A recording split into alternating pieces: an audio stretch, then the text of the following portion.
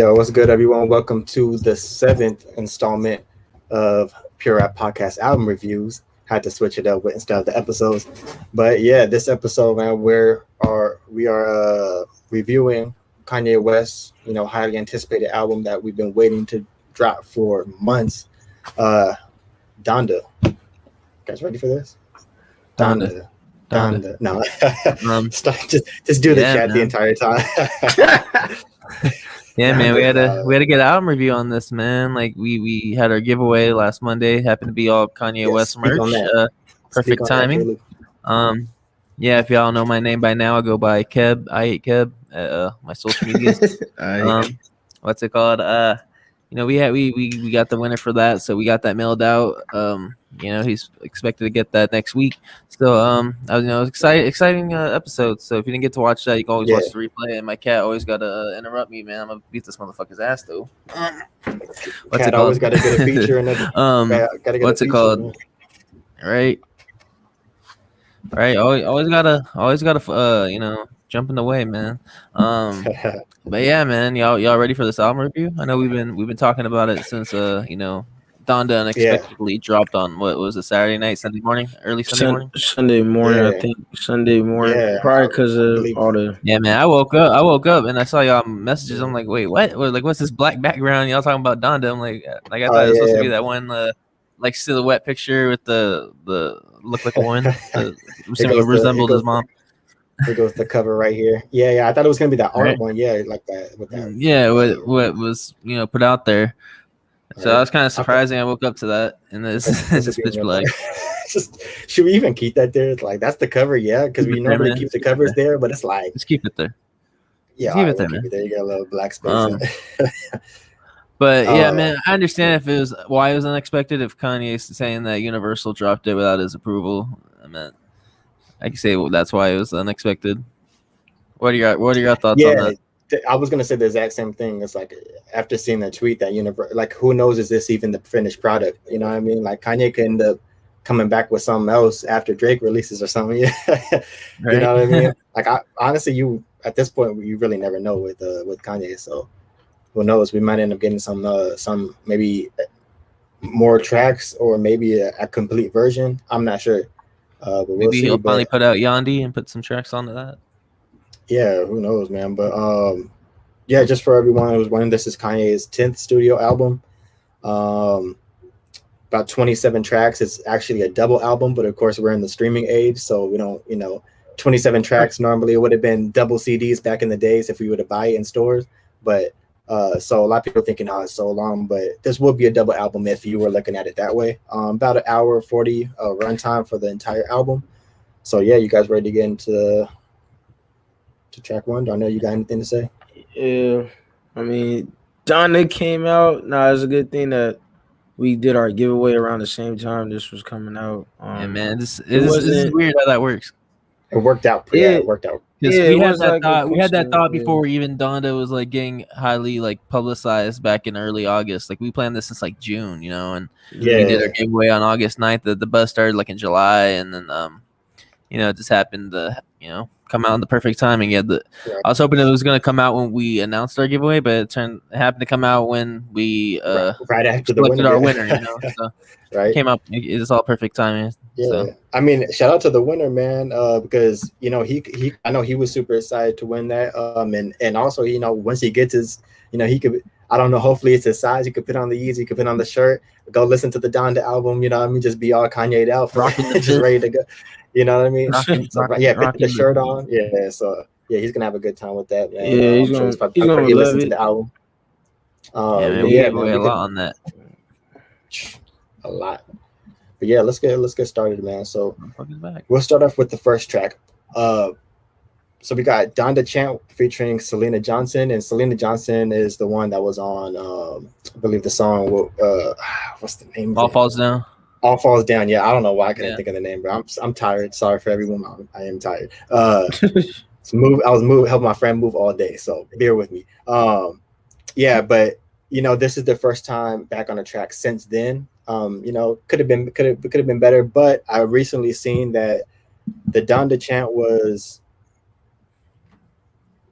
like what it symbolizes is that is his mom's. So they say Donda 58 times, which was the age when she passed. Yeah. And the pace of how she said, it, like Donda, like is her heartbeat pattern before she passed.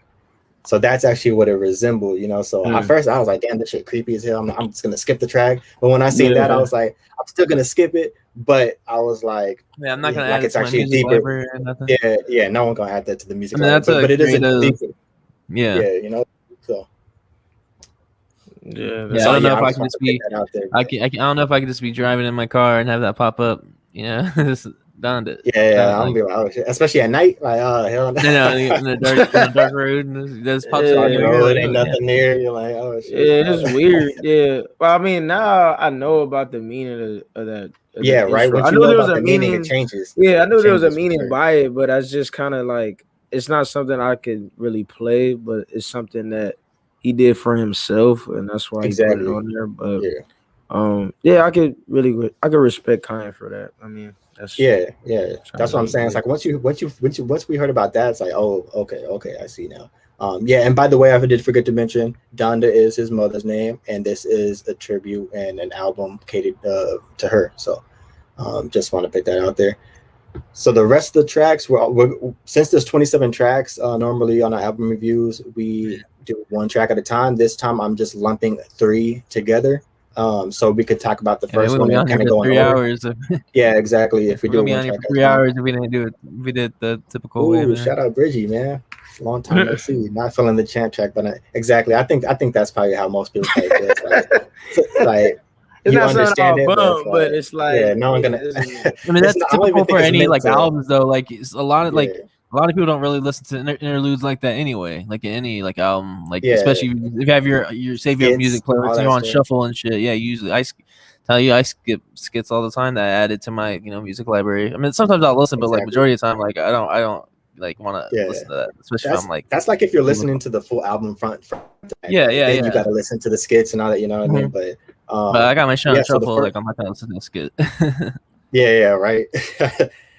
So the first track is Jill featuring Jay-Z. Pretty much, we all know it's been Jay-Z and Kanye haven't been, seeing eye to eye for a while, and seeing them back together on this track, and they also, I believe, talked about Watch the Throne, you know what I mean, coming back maybe for a part 2. So it's cool again seeing this track. I'll just start off. I have a little bit written. It honestly, the track was cool to me. It grew on me as I listened to it. The beat was all right, and I think it was just cool to see them back together really over everything about this track. But I kind of just liked Jay-Z when he said when he told him stop all that red cap, we going home. I thought that was just cool, with the Trump, the red cap, and so I thought that was just creative line. And then also when he just talking about, guess who's going to jail tonight? God gonna post my bill tonight. Just God saving us from our sins, things like that. It's a cool little track. So how you guys feel about it? That's probably arguably. Well, I know we're gonna go over our favorite tracks later, but I'll say it's one of my favorite. I thought, especially to open up the album, I thought it was a good track to open up the album. It happens to be probably arguably my favorite. I actually had some facts down for this if you don't want, if you want to hear it. Facts. Well, I guess you can call it facts, man. But everyone knows that the Chicago album listening party. What was that? Last Friday. It had some controversial situation when Marilyn Manson and the baby came out. Was sitting out on the porch with them. But I mean, it kind of makes sense why Marilyn Manson was there, and not makes sense, but like it makes sense as in like because he was credited as a writer for this track. Oh yeah, because he is on the second. I had that one down for I believe the second one, right? The part 2, or was he already a writer for this one too? He was ready for this one, so I'm assuming they put it down for that as well. But then this is also the first Kanye and Jay-Z track since featuring on Drake's Pop Style in 2016. Even though Drake only had like 2 lines on that, but so it's been a minute. And then now you think about now Drake and Kanye having a little feud, but then it happens to be the last time these two were on the track was on a Drake track. That's crazy when you think about it. Yeah, with DK saying strong opener set the tone for the rest of the album. So same thing, kind of what you're saying. Yeah, and then everyone knows this one. Well, if you haven't known that Jay-Z recorded his verse 4 hours before the first Donda listening party in Atlanta. Man, so he flew down. Said, "Hold on, let me report this." And they be dropping their verses like that. Right. Like, oh, 4 hours. And then another random fact that this track is approaching 25 million Spotify streams currently. So, jeez. Yes, I think it's one of the biggest ones. I think Joe was like, yeah, it was really numbers on that for that one. Yeah, it was a good track. No, it's a good track. The production on that was dope. No, yeah, yeah, I think so too. Yeah, the hook and everything, that was great. It was good. Want to go on to the next one? Yeah, maybe we can go on to the next one. Man. Yeah, we'll go on all right. So the third track is "God Breathed," featuring Vori. Who want to start off with this? You want to start out, Daniel? I didn't write too much on this track, but I mean, Vori is like he underrated artist. He's like Houston from Houston, right? Yeah, he's from Houston. He had like one project with Travis Scott and some other people as well.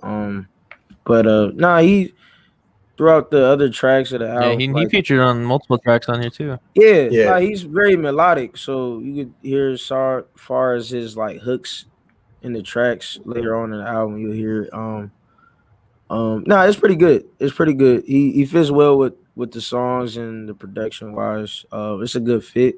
He's not well known, so I think with this album, people might hear his name and listen to his other stuff. Yeah, I would think. Oh, no doubt, because I didn't even know who he was, and to see him on multiple tracks, like Kanye must really he must have some. Yeah, I was actually surprised. On multiple tracks, yeah. I was surprised because like really people don't talk about him as much, so I was like. Yeah, I guess he's a writer too. Like I see him credit for a lot of like different stuff when I looked him up because I didn't know. This was my first time hearing about him, and I was actually impressed. Like I was like, oh. Oh no, he got a feature with Meek Mill. My bad, but like, he some people these are songwriters. Yeah, he was a songwriter that's turning into start making his own music. But I agree. Yeezy vibes, Jesus. I keep forgetting we got the audio podcast too, so I gotta read them off. They're saying that this was actually a track recorded during Jesus is King. Oh, I wouldn't make sense. Would make sense. It's a very like church feel gospel. But if y'all want to hear my opinion on the track, it's I don't know, it wasn't my favorite, especially just how it started with him repeating himself about God breathed. Then God breathed. I don't know. I wasn't feeling it. I can agree. I wasn't too crazy about that. The concept of the track. But, for me, it was I actually liked the beat when he was saying God breathe on this because the way it was building up, I thought it was gonna be some crazy drop, and then it kind of just fell flat. So that was like like damn, I was waiting like it kept on going, and I was like, oh, if you do this in the middle of the project. If you do this in the middle of the project, okay, cool. But I feel like if you put Off the Grid fourth right after Jail, if you put Off the Grid on the third track after Jail, I felt like that would have been better. Like, listening back to back instead of putting that God Breathed in between it. Like I felt like God Breathed should have been later in the album, and they should have had Off the Grid. For me, it was just the beat that fell flat right after that because I thought it was gonna build up to some crazy type of drop. I thought that's just how I felt as I was listening to it, and I was like, then it was still a. Yeah, I could agree with that comment though. It's too stressed out. The songs in the album are too long. Yeah, they're very long. They're like 4 minutes, 3 minutes. It's just crazy. You drag the songs too long, but. Yeah, I have no problem with that. I feel like these days compared to years ago, like I feel like songs are a lot more shorter compared to songs I don't mind it either. 10, 20 years ago. I feel like there's more tracks that are usually 3.5 minutes plus to 4 minutes, approaching 5 minutes compared. Now I feel like a lot of songs these days aren't long at all. No, they're not. Yeah, I feel like a lot of projects are really short as well too. When people put out projects, I feel like they're very short compared to how they used to be. Mm-hmm. Yeah, I mean, this project could definitely. This one's obviously really long, but Yeah, but think about. I mean, if an artist like Kanye could get our attention for 27 tracks in damn near 2 hours, and we listen to, you know what I mean? Like, you know, some people were waiting for this. Some people have been like we talk about, you know, real hip hop, and we talk about also real Kanye fans, longer albums. You know what I mean? Like a lot of people have been wanting this. You know what I mean? A lot of people wanted real music. Like, so I see why this album is doing numbers the way it is, because a lot of people have been waiting for stuff like and that. You know it's expected to sell like 350,000 first week, I think. Yeah, like I'm not meant to do that in a streaming era, and you know, still put up, you know, that many sales. You know, that's crazy. But a couple lines before we go into the next one, I like just a couple lines that from Vory when he was just saying he was just talking about, you know, demons, angels talking to him, but the angels, you know, overall telling him it's okay not to feel okay, and pretty much just going for everyone, you know, whatever you're going through, it's natural to not feel okay.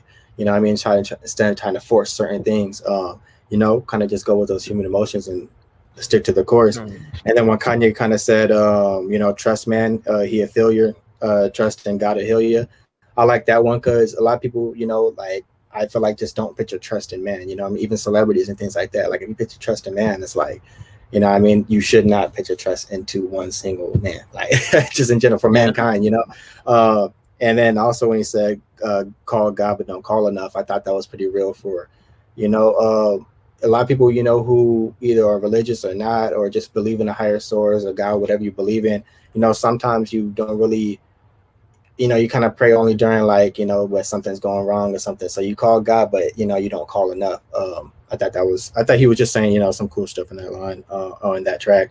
But yeah, we can move on to track number 4, which is Off the Grid, featuring Fivio Foreign and Playboi Carti. How'd you feel about this one? I thought this was one of the dopest tracks too. Yeah, this is like one of my favorite tracks. I think because like a lot of people like this track. Just because like the production wise, the beat feel, like the upbeat, and Fivio Foreign, like he doesn't have a lot of music, but you know, I like his style of like music because like Big Drip was like his big single, so it kind of like his sound and style was kind of like that. Yeah, well, a lot of people online are saying that he had the best verse on the whole album. Could be. I disagree, but it's one of them. I don't know. I can't really remember a lot. It's better than Playboi Carti. I think at the end of this review, I might have to speak on that more. But as far as right now, because the album was so long, it's so long to digest because of like, you know, just a long album and whatnot. But change the subject. Basically, like the song is it's pretty a good feel, and Playboi Carti is in this album a lot more than I thought. I was kind of like curious. I was like, whoa, he's on it. But I mean, he was okay on it. Like I wasn't really tripping about any of his part, but nah, I think this is one of my favorites. That's one of my favorites. Yeah, it's cool. It has 17.5 million streams on Spotify too, so it's doing numbers. Fivio did his thing. He did his thing. I like when his part come in. Yeah, I was gonna say that because to me, this is one of the tracks like when the beat was going crazy. Like, I'll start off with. I'll kind of just go in order from Kanye in his first verse. There's this one line I wrote when he said, "Never disguise my intent." I thought that was a dope line to hear from Kanye because he never really has disguised his intent over the majority of his career. Like everything he's kind of that's on his mind or say, you know what I mean? Even with the George Bush that you're like, yeah, you know what I mean? Like he was just, yeah, so he never disguised, you know, his intent or anything that he's really done. And then I feel like they could have done without Playboi Carti's verse in this track. I agree with you. He didn't really say anything. He said absolutely nothing and sounded terrible, in my opinion. On this track, I just think it was like high pitched voice. You know, for what they were for what Kanye and Fivio Foreign were saying in their verses, that could have been left out, bro. Like he said something like "smoke a knot pack and let your bitch smoke it." Like, bro, what does that? This is a Christian album, my guy. Please relax. Like, oh god, that's on my ribs. Dedicated to his mom. What are you talking about? Yeah, it's like we don't want to hear that. You talking about tattoos on my rib? Tattoos on my rib? No, yeah, I don't know. I really don't. That's fucking Igazillia, man. Carti is just, I don't know. His music was good before. Yeah, but then for me it was when the beat switched to drill. Yeah, and it fit Fivio Foreign style. Yeah. When you started hearing that switch, and then when he came in, bro, I was like, because he bodied his verse in my opinion, and He was, and also like a lot of it, he was talking like he said a lot in his verse too, and I was actually like, damn, like he's really rapping, you know what I mean? And he's talking about like through a lot of hard times, putting his faith in God through jail, being in the streets, and then being blessed ultimately at the end, you know what I mean? Kanye's last verse was okay. He did his thing. He said some corny stuff too, but it wasn't bad. He did his thing on a drill beat. You're not expecting to hear Kanye on a drill beat, you know what I mean? Right. He says some corny lines. I mean, if you go to the verse, he clearly said some corny lines, but overall, I think that was like his Fabio Foreign's moment. Like that was his moment, bro. Yeah. Like, you know what I mean? I think you're leaving the track with being like, oh shit, let me go listen to this music. Like people who don't know who he is probably went to go check him out. Probably the most played for me, most played. Yeah, I'm laughing at the comments though. It's funny though. I agree with that too. Because he was killing it. He did. I feel like they were just in the studio, just like, I feel like they were in the studio, like as far as he was going, they're probably like, nah, keep going, like you're killing it right now. Just keep or something like that. Nah, he's probably one of the biggest features, I would say. We'll get to that one. We'll get into this wasn't it. This wasn't it. It could be a whole damn topic, man. I like Cardi's part. Like, to me, it just didn't fit. Cardi is not made for lyrics, bro. He's just made for the. No, it's not even the lyrics, bro. It just didn't. I didn't like his voice. It just doesn't make sense at all. Like, why are you on this track, bro? They dissecting it too crazy. But I feel what y'all. That's saying. This is an album review. We're supposed to be doing that. I agree with that. That's funny. You guys want to go on to the next batch? Yeah, we go to the next batch. Yeah, man. All right. So number 5, we got Hurricane featuring Lil Baby and The Weeknd. Great track. Yeah, I'll start off with this. I actually personally think this is actually one of my favorite tracks. I'm not gonna lie. And surprising with the Weeknd. Yeah. No, you are with The Weeknd, man. I'm kind of surprised. Weird combination. I'm not a big Weeknd fan, bro. I don't really like his voice that much, things like that. Nah, bro, because I think if it. I told you, Caleb, I'm not biased, bro. If something sounds good to me, it sounds good. You know what I mean? And I'll give it up. Like, listen to more music, bro. Yeah, like that's all. That's what it's all about. If it sounds good to me, bro, there's some artists I like think are trash, but I'll hear a song, I'm like, wait a minute, that one's good. You know what I mean? But I think he fit well on the beat. Like he sounded very well. He sounded good. I enjoyed the chorus. Like it just sounded like, especially like what they did with the beat and his voice, it just meshed perfectly together, in my opinion. Yeah. I mean, you put two of some of the biggest names in music, hip hop. You know, exactly. with Lil Baby and The Weeknd. I mean, it's bound to be a big track for sure. Yeah, exactly. And I replayed this track a few times, and of course, Lil Baby. You know, I mean, he's already had a stacked resume for this entire year. You know, I mean, from Drake to J. Cole to album with Dirk, and then a Kanye album to top it off. Like, who knows what's next? He's gonna be on Kendrick's album. You know what I mean? You never know, man. I thought he had a solid verse. He's on Cole's album. Mm-hmm. Yeah, he had a solid verse, and it was a great feature to add, in my opinion, to add to the song. He said, sip until my stomach hurt. This month I done lost 3 friends. Early morning brainstorming. Normally I can't sleep in.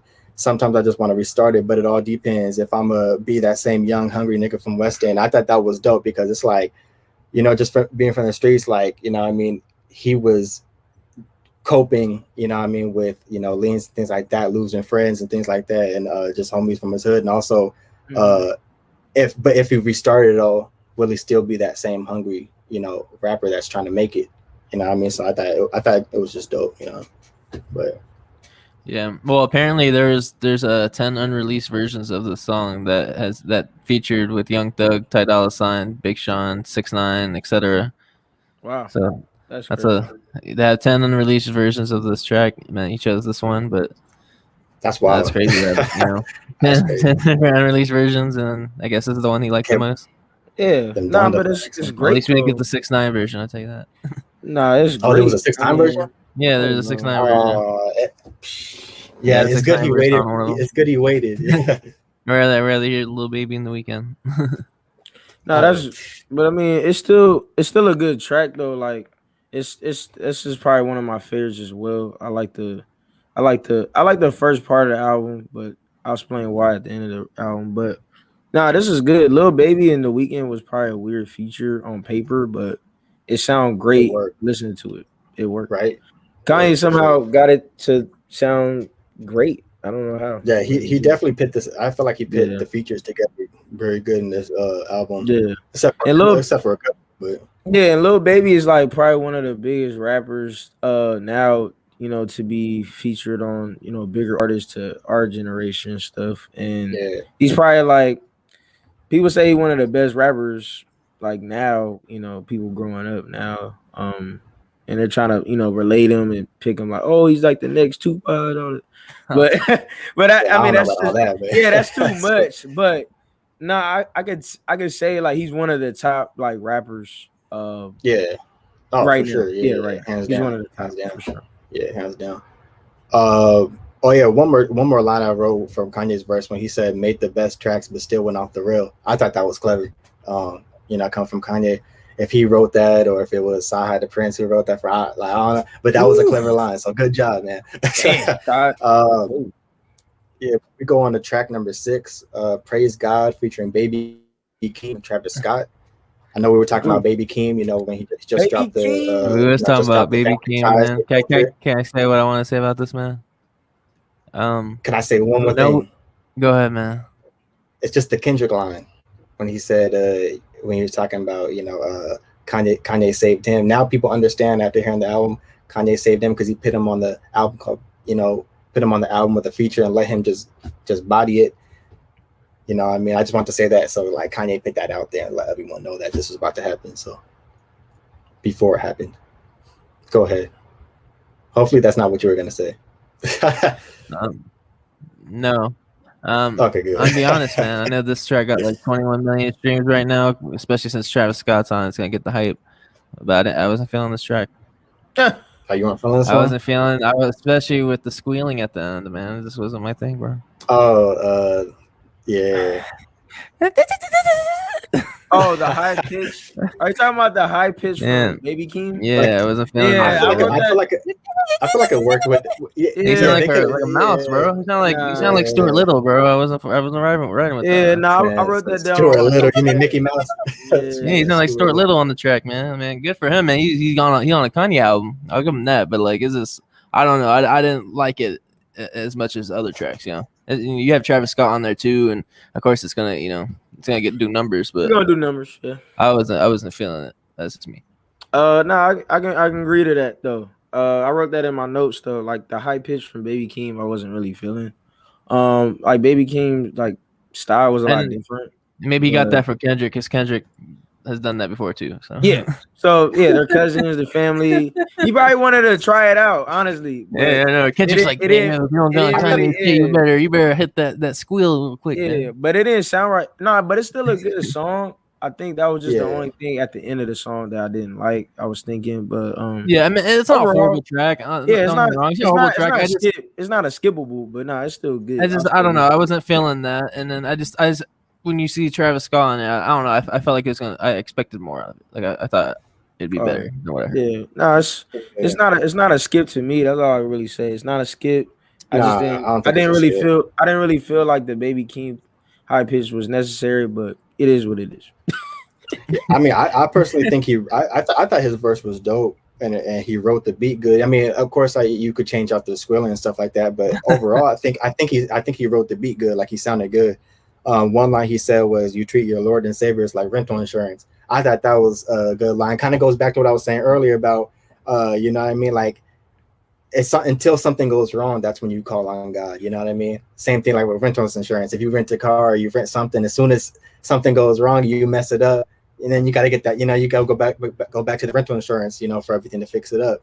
So I thought that was a clever line to kind of mix in insurance with that. So that was pretty dope. This is exactly what I was gonna say. 645 AR is a true GOAT at the squeaks, man. I know you guys know that he's the one that came with that. You know, yeah. I'm not listening to that shit, man. Yeah, that's the GOAT, man. That's the GOAT right there. Let me see. Travis was almost forgettable in this track. Baby Keem made it downright comical. I don't know. I like Baby Keem's verse on this. I'm not gonna lie, but Travis, yeah, I don't think. I mean, there wasn't really much.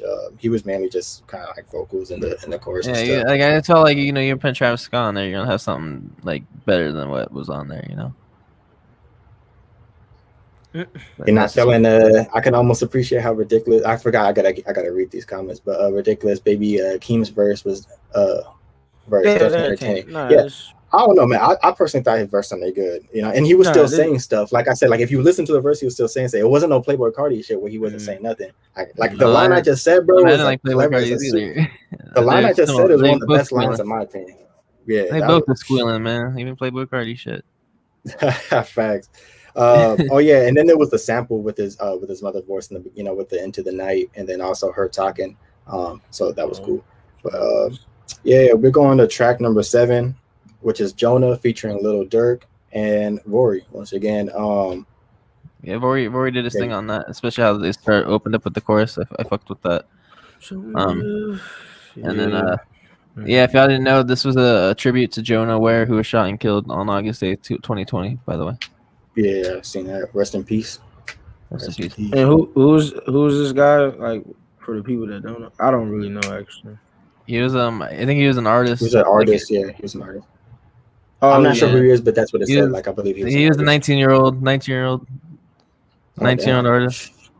Oh, okay. That was super shot. young, man.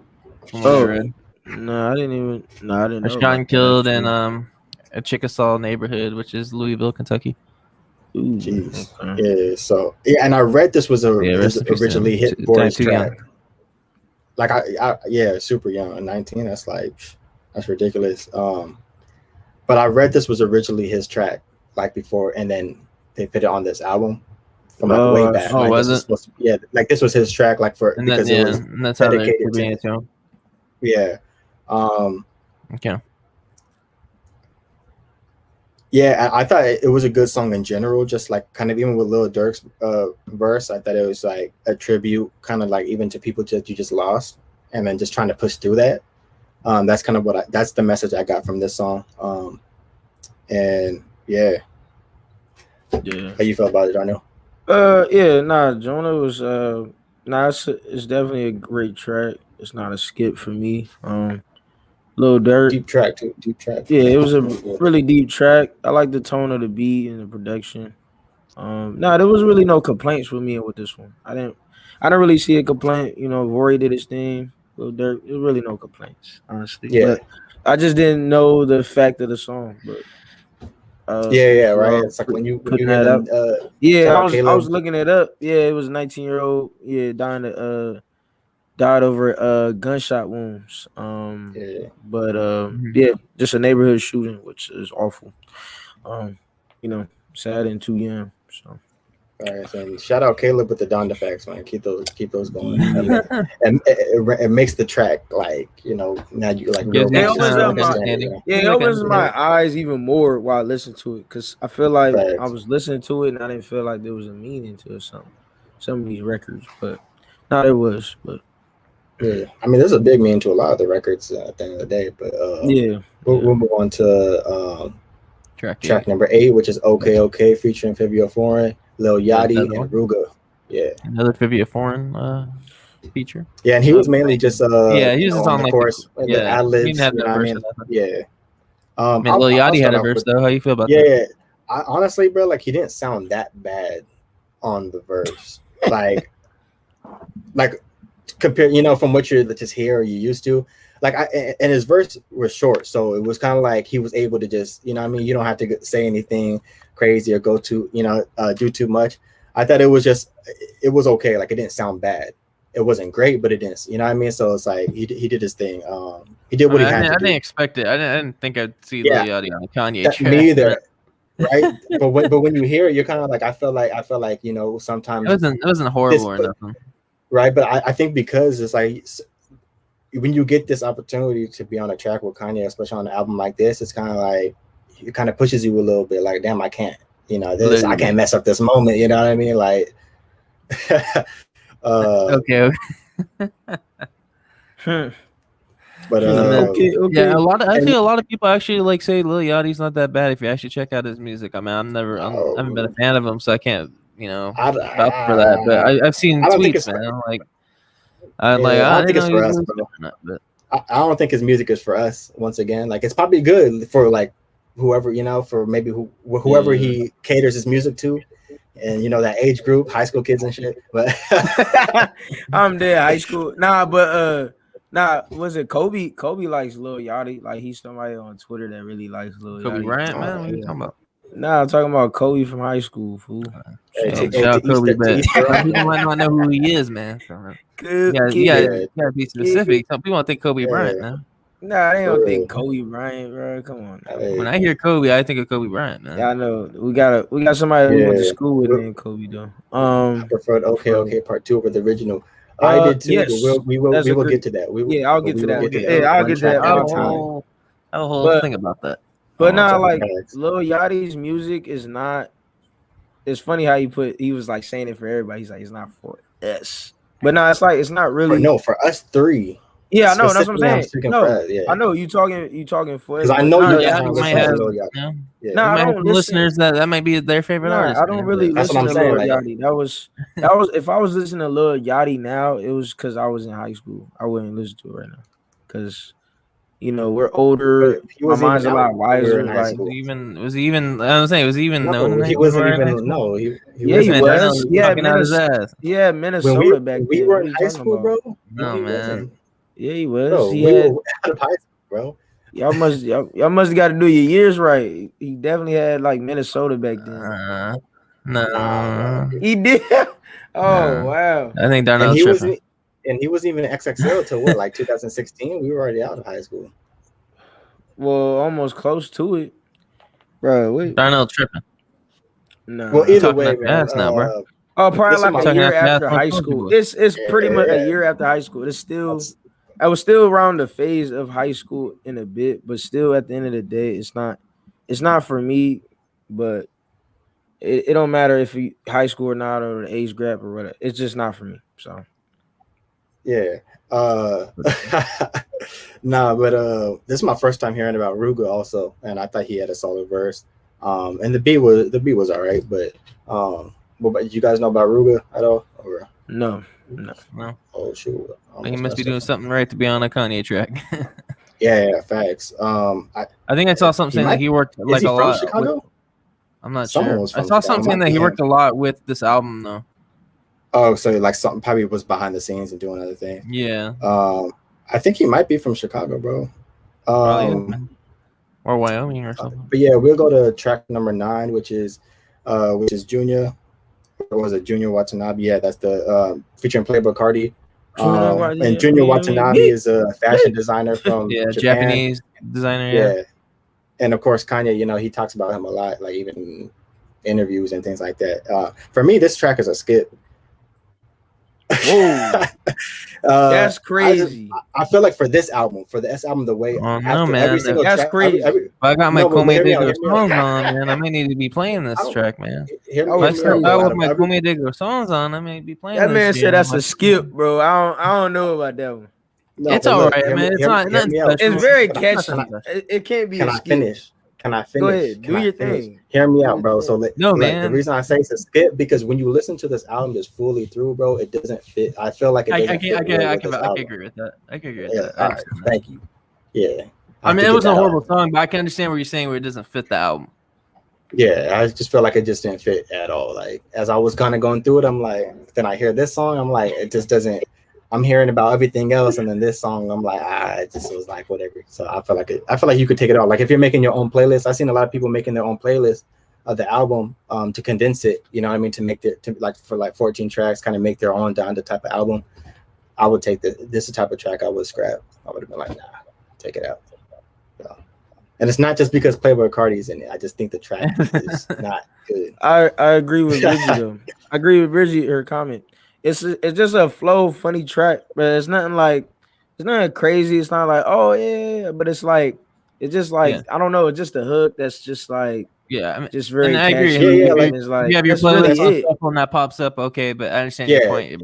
But MCK, but I doesn't fit do the album, it understand. doesn't. But I didn't disagree with y'all was saying. Yes, it no, doesn't. this It comment doesn't. to me is actually like No, pretty much no. is the right thing because it doesn't flow Yeah, real in the no, it album. is But valid. if you take it outside that album, it's cool. But Yeah, with no, the I album, understand. it But doesn't I'm fit. saying, That's yeah, what. no, I No, understand that's what what the it comment fits is in a saying. way. I Yeah, know. I'm but just I'm saying just that's what the saying, I'm saying what y'all saying is yeah. it So doesn't fit easily right with weakest track. the album. I, But I yeah, I agree. understand both points. Yeah, I think it's the weakest track. 100%. Yeah, 100%. It doesn't fit with the album, bro. Yeah, It's just fun, bro. It's I agree, fun live It's here nothing like a crazy. show. It's nothing crazy no, but on the track. the comment that Bridgie Pitt sums it up well. Like it doesn't flow with the album, but if you take it out and just for shuffle, it's good. Like it's you know what I mean. You just released I feel like as a single. Exactly, like, that would have been as a single like a couple months ago for the fuck of it. Like, okay, I can see that. I think that would have worked, or give it to freaking Playboi Carti for his album or something like that would have been cool. But I was about to go to the next one. I forgot about track number 10. Believe What I Say is track number 10, and this was the one with the Lauryn Hill doo-wop sample. Ooh. So yeah, you could start off. I know that was gonna be talked about, man. Yeah, that was a dope sample. You know what kind of vibe this track gave me? It gave me like you remember the track Paranoid that was on 808s and Heartbreaks? Yeah. Like this with the instrumental and the sample. I don't know. This gave me like that. It has like that upbeat type beat, and like I felt it gave me like that type of vibe. Like it reminded me of that song. I can see that for sure. You know, just thinking about that. Like I don't know. It kind of sounds like similar, but like obviously it's different. It has Lauryn Hill sampled, but like it gave me like that type of vibe from that track off the 808s and Heartbreaks. No, that's it was a cool track. I know it was cool. Nas had our last album review. We did Nas's album. He had Lauryn Hill on a feature, which was a big shocker. And then Kanye putting her sampling her music on one of his tracks on this album. We managed to bring up Lauryn Hill twice in the past album reviews, but yeah, it was a cool sample. How are you feeling about that, MCK? You fuck with that sample, that Kanye? Oh yeah. The sample was well done. It was perfect. I enjoyed this track. I think it might be one of the best tracks on the album. I think mainly because the beat and the chorus is what makes this track. And Kanye sounded good. It kind of gave me that vintage Kanye, you know what I mean? Like exactly like what you said. I felt like this would have been like it sounded like something that could have been on Kanye's older projects. So I totally agree with that. And also I feel like this track could have been a single as well. Like if a little before Donda. Like if he dropped this as a single and then Donda came out, like I would have been like, this could have been a hit. Like I think it still could be a hit, of course, with all the numbers it's doing. But I still feel like this song could be bigger than it is because since it's with the entire album, could have been bigger than what it is. So. Would you say it's better than Draft Day? Draft Day. I like Johnny Draft Day. Manziel. If you didn't mention Johnny Manziel, man, still. I'll just say my point of view on the track. I don't remember Draft Day, to be honest. I'm not gonna lie. I was like, what is that? I want to speak on this comment. I can see the graduation vibes to it too. I know it reminded me of Paranoid though. Like, but I can see how. But like not 808s in general with the album doesn't remind me of that. But just that single track that was on it. But yeah, I can agree with the similarity to graduation type vibe. It was definitely vintage Kanye. Like. Off this track, I think it was that vintage Kanye that everyone kind of wanted a little bit. You know what I mean? This is a track. If you wanted that vintage Kanye, this is like for sure the track to go back to. You know what I mean? Yeah. So what were we gonna say, Darno?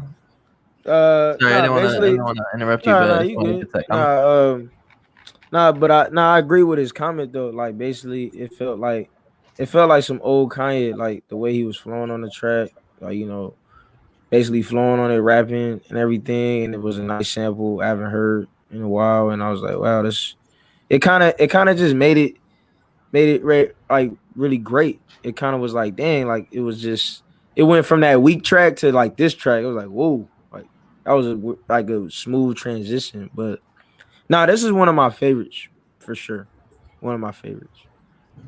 This will give old Kanye vibes for people that haven't quite listened to his old music. Facts. Just made it in, boys. Welcome. Join the conversation for Donda. Hopefully you listen to the album so you can join in. Everyone been in the comments, putting in their opinions and their views on the album. And now we're actually going to the next phase, which is track number 11, 24, featuring the Sunday Service Choir. And I thought, man, MCK, I'm gonna give a shout out though real quick before we get into that. Yeah, go ahead. With the last comment, man, go check out they podcast, Loyal to the Soil podcast, man. Check them out on YouTube. They putting out some dope content. I know they had a Donda review that just dropped today, so I just want to give a shout out real quick. I didn't want to skip over that comment. Yes, sir. Yeah, I'll go check that out. And this track, man, I heard. I don't know. I'm pretty sure you probably seen this as well, Caleb. But it was like a tribute, to Kobe. I know they said they played this before, Kobe. During his Sunday services and stuff like that. It makes sense, man. With 24, 24. What else would it be? Yeah, if they would label it like 24/8 or something like that, I feel like that'd be even more dope. But that would have been crazy. To me, honestly, bro, I'm not gonna lie, bro. To me, this is one of the best tracks on the album. I felt like the Sunday Service Choir, how they started it, like it just gave like that like emotional, like that vibe to the track. Yeah, like religious or not, bro. Like if this track didn't make you feel anything. I feel like they did. I'm saying religious or not, bro. If this track don't make you feel anything, bro, like something's wrong with you. That's how I feel. Like if you just listen to this track and you don't feel like nothing, bro, I'm like, I can't trust you. You know what I mean? Like this track had to make you kind of like, give you those goosebumps or something, because especially with just the choir in general, bro, like it really felt like you walk into a church or something. I was like, it was dope, especially the messages and stuff like that and everything that they were saying and just the tribute. I thought it was dope because it didn't really need much, you know what I mean? It made you feel like everything was going to be good. Like, that's really how it was dope. I mean, I felt like this could have been like an outro track too. It gave me that type of vibe. It's like, so this album, like it could have been like an outro track. But not like just because of Kobe, but like just like the sound of it, Thank you for the shout out, Caleb. So I hope 24 was going to mention Kobe, but still good though. I think I'm pretty sure we figured 24. Got to mention the name. 24. We know what it is. 24. Let me see. This song is what I think people expected Jesus King to be. Great track. Yeah, I agree. I think this track like this is one of those for sure I'll go back to and just to listen to. Yeah, 24 is good. It's great. I think I like all the features that relate to the Sunday Service Choir. They're all, I think when I was listening to everyone, I think they're all great to me. I think I like that. I like that feel, that upbeat, the uprising of the tempo of the songs, and like the feel of I don't know, just all that gospel vibe. I don't know. I just like the way it sounds. So yeah, it's not really a skip for me. So everybody should have a good feeling about this track for sure. Yeah, this is a dope track. That's how it's kind of cathartic. That's true. That's how I agree with that comment. We'll go to track number 12, which is Remote Control. Now we can bring up go back. Yeah, where's that comment at? Is that why Soulja Boy was free? This was the track Remote Control featuring Young Thug. It was supposed to be Remote Control featuring Soulja Boy. Man, come on, where Soulja Boy, man? You have to fight him now, man. What the heck? He was really supposed to be on. He was supposed to be on this one. Yeah, this track. He tweeted previewing his previewing his verse. I know there's a lot of stuff. I had a lot of stuff on my mind, but I haven't got. It was the Instagram post. He posted his he posted the verse that was supposed to be on it, and then a lot of people in the comments. I couldn't see all that. Yeah, a lot of people in the comments were saying like, they were like, I see why you left it up. Positive comments on it too, but no, there was a lot of people are making the first to get kicked off jokes and all that. Yeah. He the first to do a lot of things, and he put himself in that predicament. Though. I'll say this. I thought the beat was dope and the chorus was catchy. But if you were gonna have Young Thug on it the way he came on it, you might as well have just kept Soulja Boy. After I heard Soulja Boy's verse, I'm like, you might as well have just kept him if you kept him on there, man. Maybe that's why Soulja Boy mad as hell, man. I wouldn't blame him. Yeah, right. It's like Soulja Boy probably like, bro, you kept Young Thug on, and I keep this motherfucker on. We don't keep me on. Young Thug. Nah, Kanye did some awful stuff on his album. There's like another song, an artist was supposed to be on it, but I'll talk about that when we get to the track. But he kind of left out some artists and switched them around, and that's why people are kind of. Well, for all we know, who really knows? He said Universal put it out without his approval, so maybe they put out the wrong version of what he wanted. Who knows? Kanye hasn't spoken out on all that. So man, that's all he said. She said, I don't even know what it is. Yeah, who really knows? Look, he already dragged the release date for weeks and weeks now. It don't matter if it's out now. Like last year. Yeah, I mean, it don't even matter now. So I don't want to hear all that. Oh, I wasn't supposed to drop it now. Who cares? It's already out. Man, darn, no feelings for people's creative work. Tell us how you feel. Gee, hey, it's already but it's already out though. I mean, the fans been waiting, and you want people to be paying all this money to listen to the listening parties. Keep waiting, man. He gonna get the money either way, man. But see, but that's what I'm saying. He had to drop around this time though. You got all these big artists. You got Kendrick dropping, Drake dropping. Yeah, it's Kanye. So he drops when he wants to drop. That's why he kept pushing it back. They gonna forget when Drake's album come this week. They gonna forget about Kanye. They gonna forget about Kanye in a minute. No, I don't think so, man. I think it's gonna be compared. They're gonna be battling, and then they'll be compared. I really don't. I don't know. We'll see. Darnell, you really think if Drake drops, people who've been waiting for months off a Kanye album and it's already breaking records, you think people are gonna just forget about Donda? Right.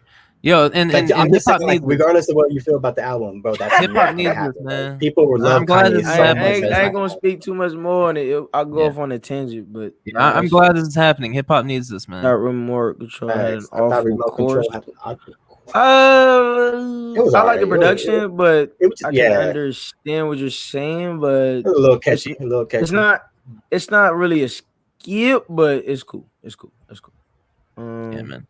But yeah, I wanted to say, hip hop needs this, man. Where it's just hip hop and not violence. Because obviously Kanye is not gonna go out shooting Drake, but just as obviously they have their problems, but to see also this hip hop in general, going back and forth, and you got Kanye dropping album, now you got Drake dropping his album, and you're gonna have that compared. I feel like that's gonna bring up a lot of convo. Yeah, it's gonna be a lot of convo. That's what kind of my argument is that you got all these big name artists, and then Drake is dropping a week after Kanye, and it's gonna be like, dang, like. No, but your point was that they're gonna forget about Kanye. That was your point. That pretty much is, but I'm not getting in all into that. But no one's gonna forget about Kanye. That's the thing where your point is wrong. I mean, no, they're not gonna forget about him because people love Kanye for anything. But I'm just saying, as far as the music wise, they've been waiting for Drake for a minute, even though he dropped Scary Hours 2 this year. So 3-track EP, 4-track EP. I'll say this to kind of go with what Darnell said about my fault to cut you off. I was about what you said, kind of about just drop the album, like you're making this way. I was kind of saying similar things as far as how people drop on stream, how you could kind of half-ass a project and then not with this project. I'm not speaking on Donda, but tweak the album because now streaming, you could just tweak the album and just add shit to it. Unlike back then where the album had to be finished. Once you got it out, it's out, Yeah, you can't do nothing to it back in the days. But I said that to my brother, and I'm just gonna read it. And he actually brought up a good. I didn't even think about this. I'm just gonna read it off real quick. He said, "What I said." He said, "Yeah, that's true." But he said, he kind of saw it as you get to see the thought process and how they make a project, similar to if you got to go to a live viewing of a famous painter in the middle of making a painting, which make good sense with the live views and seeing how the album was progressively getting better and the tracks and taking off things as the live streams go. There was something new to it. It was and when he said that, I was like, damn, that's actually a good thing for hip hop, man. That's a good thing for hip hop. It really made a good point, and I didn't think about it like that. So I think that's probably what Kanye was doing, especially making a tribute to his mother. You know what I mean? I think it was just kind of seeing an artist make something before our eyes. You know what I mean? And then dropping it.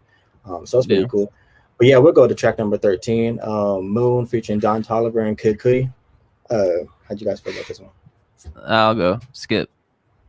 Not feeling it, bro. Not feeling it. I'm not a big Kid Cudi fan in general, and then Don Toliver don't give a fuck about, and he's accordingly he has allegations supposedly to some TikToker. Yeah, you can skip that shit, man. I didn't give a fuck about it. I actually like it, but I don't like it. But I actually like Don Toliver. He's very he's got good vocals. But he's melodic, bro. He was on Astro World. He was on. He got his own records. That's good for him, man. But I'm still skipping this track. No, I understand what you're saying. You guys can agree to. I'm just talking my shit, man. I'm just talking my shit. I'm just talking my shit. No, keep talking. Keep that shit gets skipped every time. Talk your stuff, man. Nah, it's for this one, I don't really remember it too well, and I could definitely agree with you saying. I'm not a Kid Cudi fan, and Don Toliver, I'm a fan, but I don't really remember this track too well. So yeah, I would think it was skip. I mean, for me, I thought it was it was one for me. Come on, be on the same boat as them. It could be. It could all be on the same page. Necessary. Let's all be on the same page. Because that's not how I feel. No, because it's not how I feel. It could be. It could be a skip if you. I like to hear this. Go ahead. Look, it's a short track, so it could be a skip if you wanted it to. But to me, a short track should have been left off.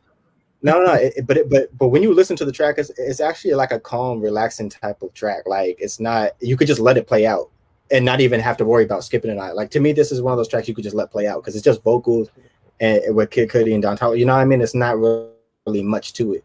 I feel like you could just exactly like this. It's a good vibe. Bring your lighters, bro. Bring my mattress, man. That shit putting me to sleep. I can understand what he's saying. But I agree. It's a calm track. It's relaxing. Put me tired. I was just listening to it in my earbud right now. Hold on. No, but the facts on this one is that I'm just talking shit. Hold on. Look at this. Let's go. Moon is a straight politician. Hey man, everyone got their own opinions, man. Hold up.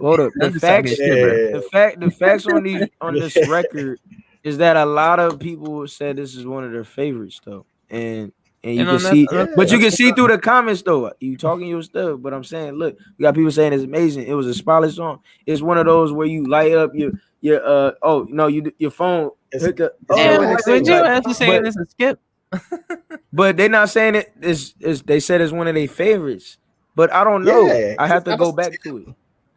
It's a skip for me.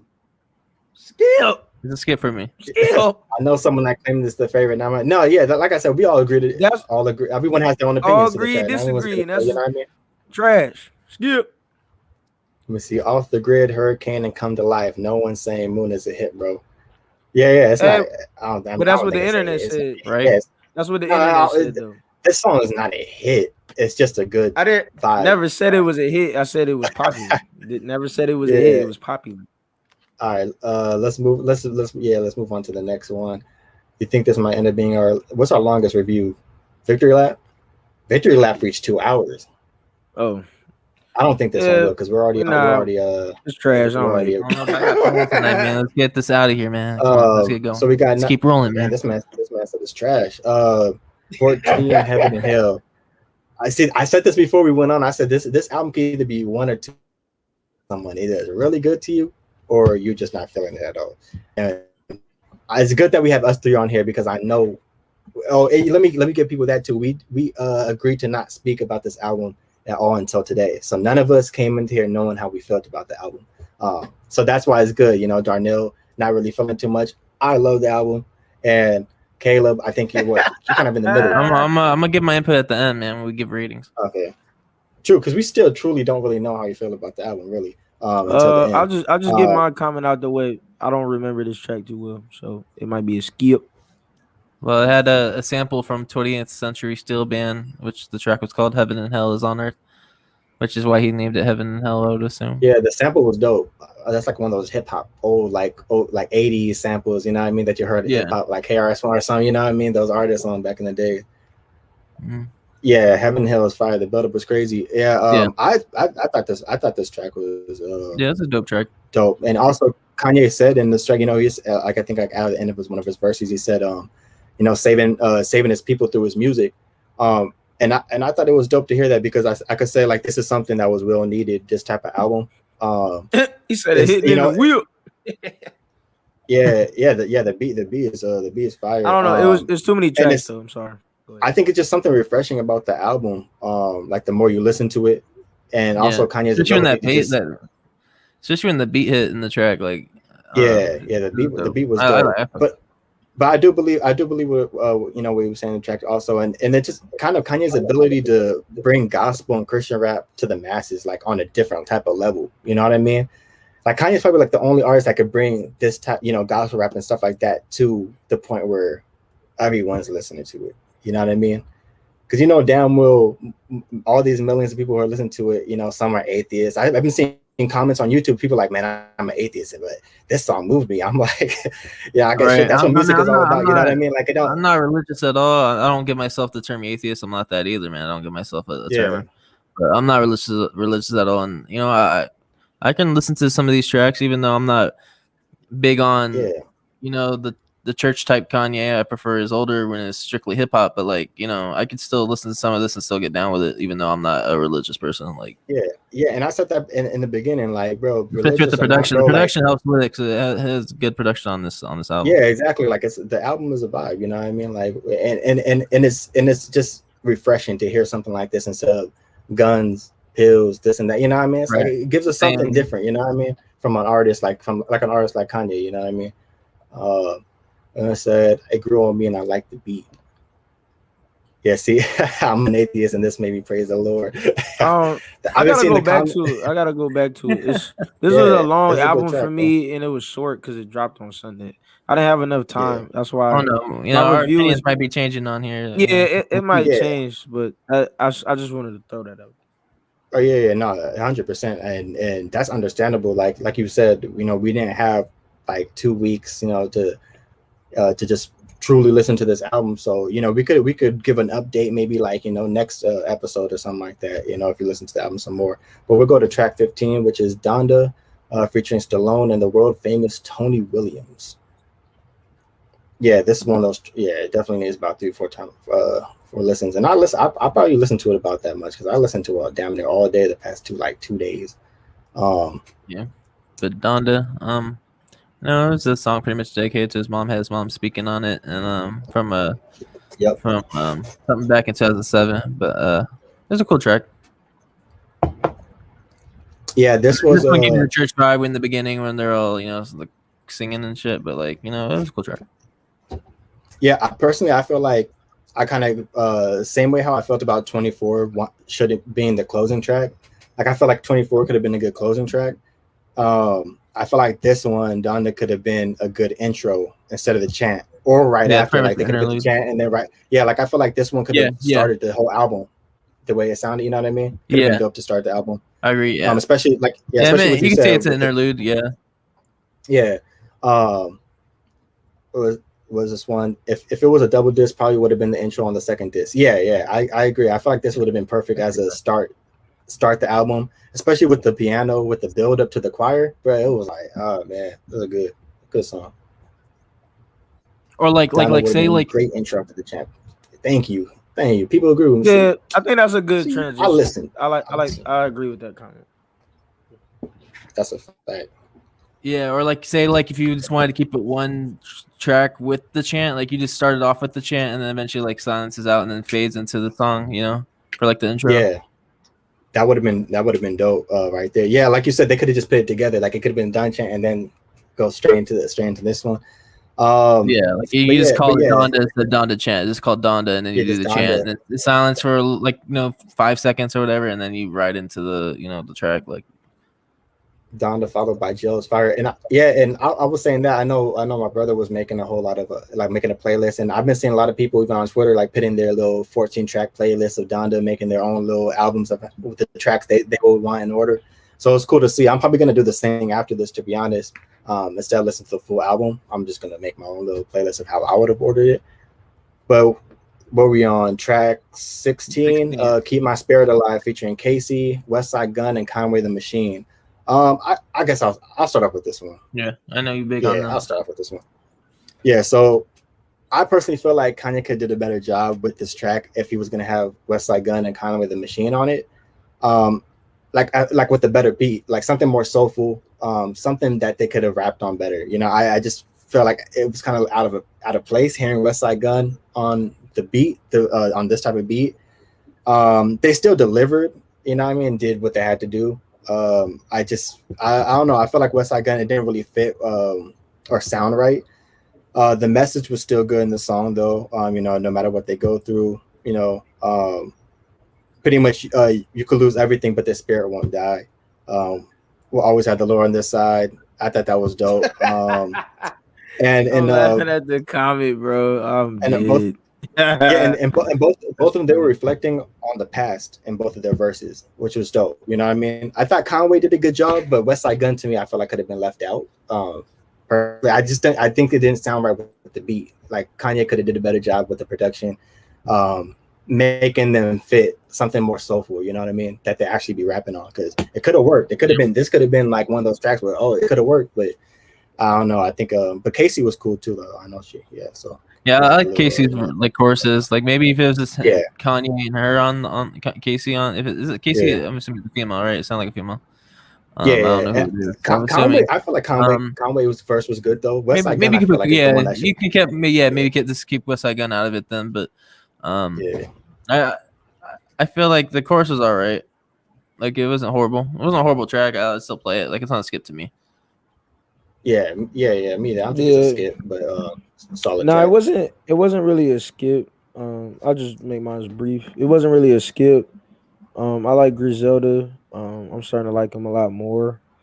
But I think I could agree with Brian for sure. I think the beat production on this for them to rap on wasn't choir to their way of rapping, so it didn't really fit as well as we thought it would have been on paper. Looking at the artist on it, but it just wasn't really the best, but it wasn't really a skip. It's like one of those tracks where you can kind of just play and you're like, oh, this is cool, but it's not. And then the best track on the album. You randomly had Royce the 5'9" on the third verse. Oh yeah, I did hear his voice. So I was like, oh shit.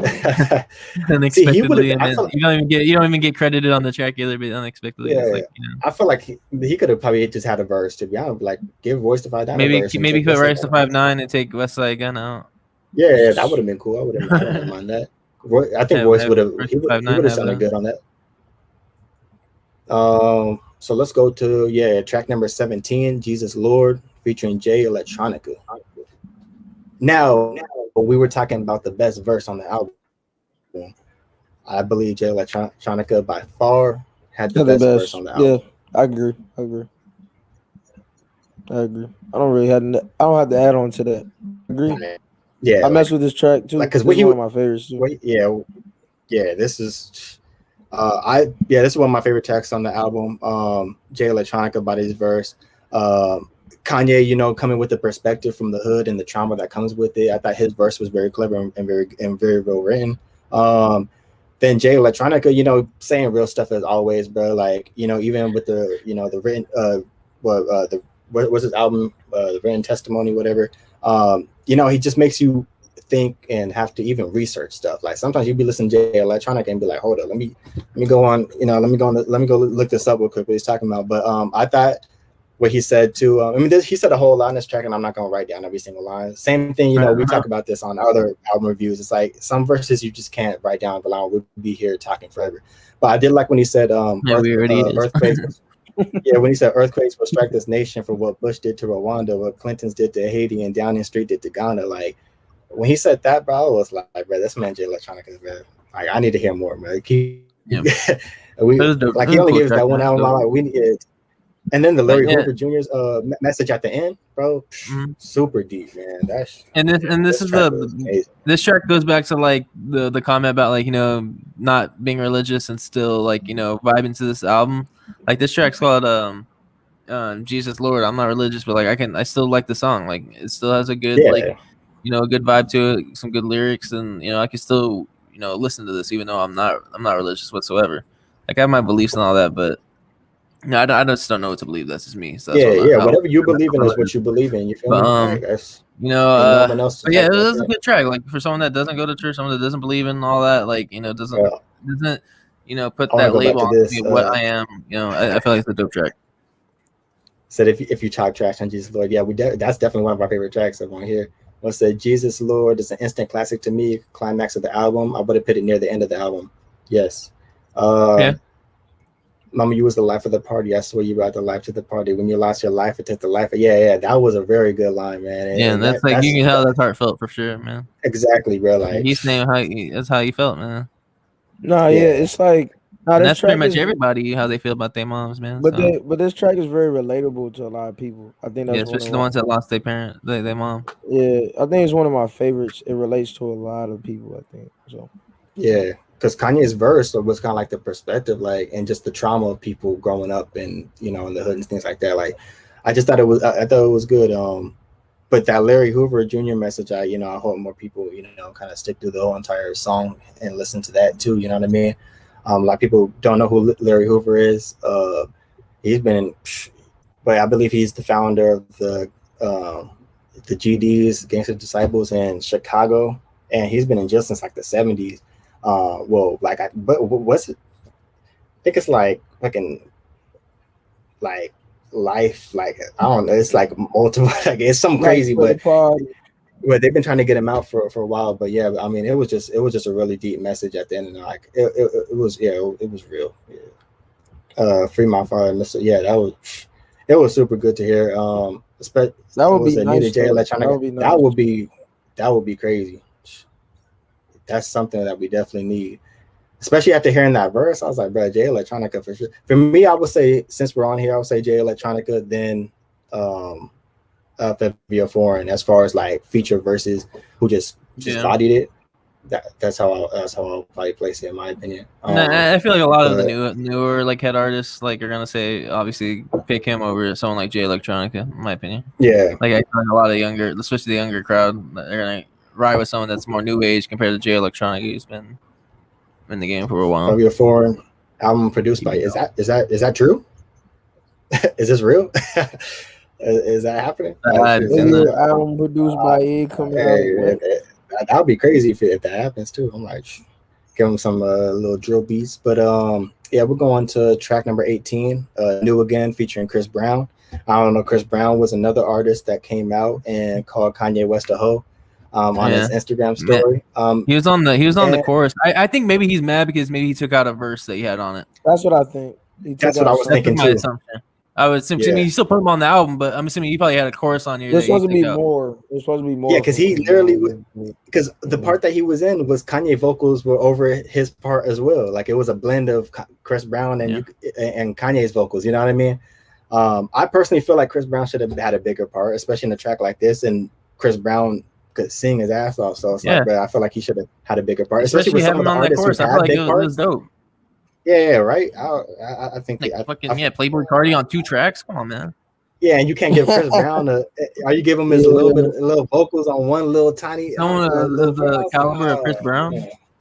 Exactly, man. I feel like Chris Brown should have got more his just due in this, but it is what it is, you know what I mean? Yeah, I mean that's literally what I had about this. I actually really enjoyed the track though, other than that, but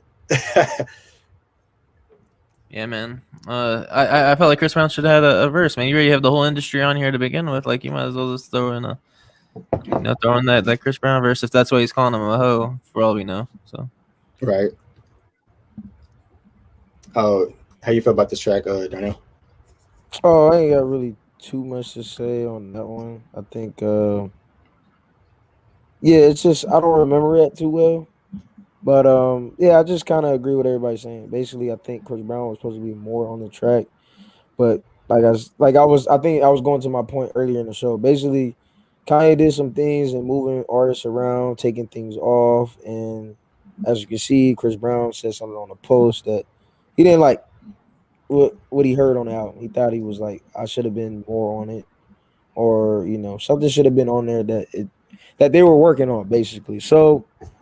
But I don't remember the track too well, so I mean, it's a good track. It's a good track. Like it sounds good. I mean, I think I'm not gonna say skip or anything. I think it was cool. I think I just don't remember it too well. It was just I didn't have a lot of time on the album. I think it just came out only 2 days ago. I need it.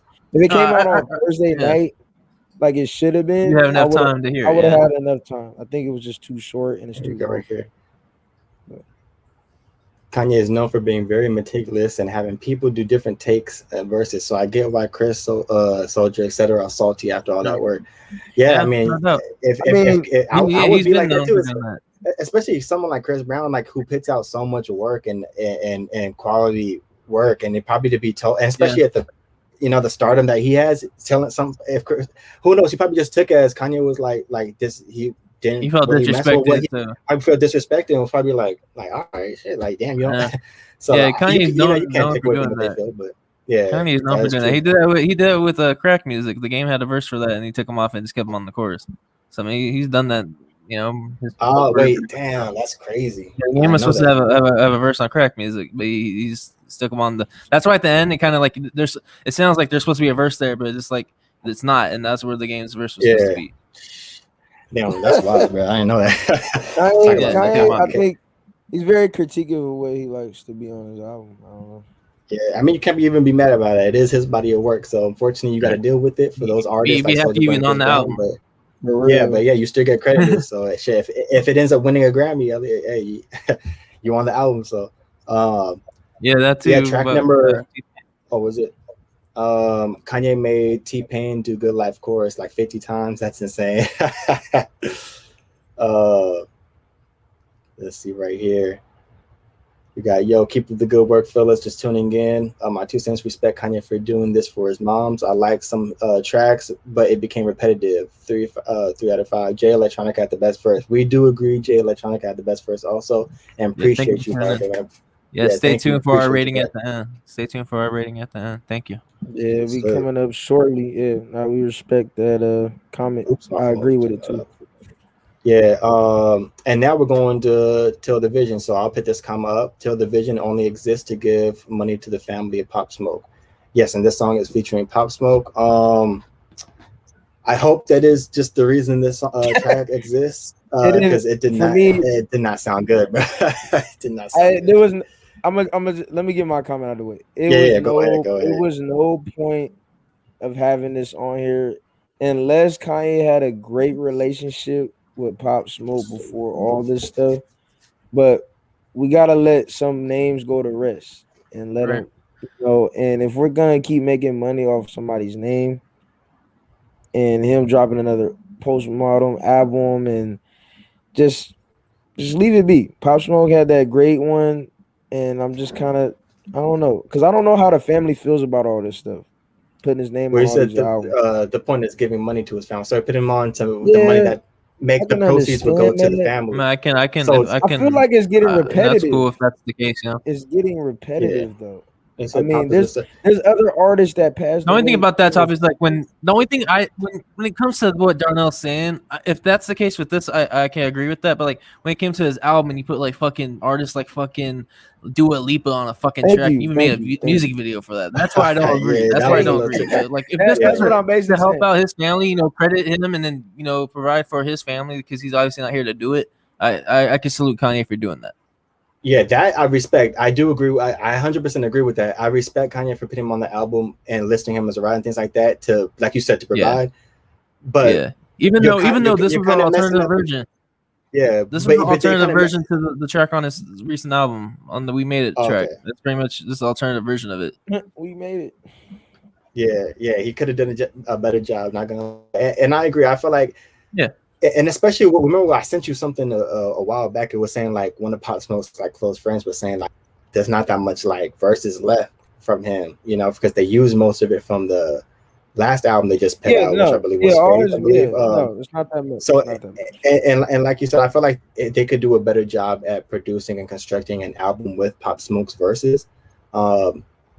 It's cool, that they're able to provide for the family and things like that, like you said, because they're able to do it. But they could do a better job, even with those with the with the albums. After his death, it's like they could do a better job. Let me see. So I gotta leave a dope review, y'all. Overall, I rate Donda as a whole a 7 out of 7.5. But we do it at a 10, so 7. But after condensing it to my own taste, it's a big word. It's 8. Oh, so 8 out of 8.5. Oh, you're saying it's 8 or 8.5. I thought it was out of 8. I was like, wait. So 8.5 out of 10. Glad Kanye is back. Yeah, the Mayweather again. Catch y'all later. Appreciate you, bro, for tuning in. I know we already talked about the album on the side. So yeah, shout out to him. Thanks for tuning in for this long and also giving us your review. Let me see. Also, hate the shenanigans pre-release. I'm not the biggest Kanye fan, but I love his fearlessness and trailblazing. Yeah, you at the end of the day, man, Kanye's gonna do what Kanye's gonna do. Like, you know what I mean? But I guess we'll go on. Yeah, we'll move on. So we're almost done with this. I'm sure the part twos will probably end up going fast because there's not really much to say about the part twos. But yeah. So let's get through the rest of this, you guys. Track number 20, we got "Lord, I Need You," featuring the Service Sunday Choir. I'll start with this. I didn't really have that much written. I thought this was a deep song, and then just the choir tops it off. Just kind of watching Kanye grow in his faith, like before our eyes, you know what I mean, with these albums and what he's dropping. It's kind of like just seeing him kind of finding himself, you know what I mean? It's pretty dope. And it felt like he was speaking to Kim at moments through this song. And of course, also speaking to God as well, of course. And then he said a line too when he said, trying to do the right thing with the freedom that you gave me. I thought that was a real line, with the freedom that, that just God gave us in general. It's like, but you could do anything, but you're just doing everything you can to do the right thing. And, sometimes that could be hard. So I thought this was just a really good track. Oh yeah, he's talking about to Barker that the listening parties were amazing to see live. I wish I seen some of them live, but man, I was busy during some of the times when he was. Is it the Kim? I don't know. Yeah, this song is 100. This song. When you listen to it, this is for sure. Listening to the lyrics, it's like a love reading the letter lyrics and all that. Yeah, it's like a love letter or something. That's how I kind of felt listening to this album a lot. You could tell like he was clearly speaking to her like through a lot of this track. So. Yeah, I don't really got too much either. I mean, but I still like I was saying before, I like the choir. The choir and him, great chemistry. Yeah, the choir is sounds great melodically. I think there's never like a downfall, a negative opinion on this one. No, it's great. I like it. Yeah, exactly. This was a line right here. You'll always be my favorite prom queen, even with me in dad shoes and mom jeans. I clearly remember that line just here from reading this. And that's another line. Like I said, it's like that's specific. Like if she's listening to it, she'll be like, "Yeah, he's talking to me." You know what I mean? Yeah, damn right. Damn right. Yeah, right. That's definitely about. That's definitely what that song's about. I mean, Lord, I need you. Like I said, he's talking to Kim and God throughout this entire track. But you got anything to add on to this one? Caleb. It was a dope track, man. We'll go to Pure Souls. Track number 21, Pure Souls, featuring Roddy Ricch. And what is that? Shinsia? She's the one, I believe she's a Jamaican artist, if I'm not mistaken. She's a Jamaican artist. I didn't know she was dope. I messed with her. I think I'm a research and see what else she has. Yeah, I said that after I heard this track, bro, I said the same thing. I said with the vocals at the end of the track, bro, I'm like, shit, I'm gonna have to look up her music. Yeah, I'm gonna have to look it up. Yeah, for sure. No, I mess with it. Roddy Ricch, I like the feature. I like what he did it. I was gonna say this is probably Darnell's favorite track because of Roddy Ricch. That's not even that. Not because of him, bro. He sounds melodic, like his melodies through like features and stuff like that. It's not for his own music. Like he does a great job when he's featured on something. It plays a big role, and people should agree with that. Shinsia had an abortion. I was about to ask too. I was about to ask. What? He said not lying at all. No cap. That's wild. Damn. I don't know. Listen to her music. I'm still gonna look. I really don't know.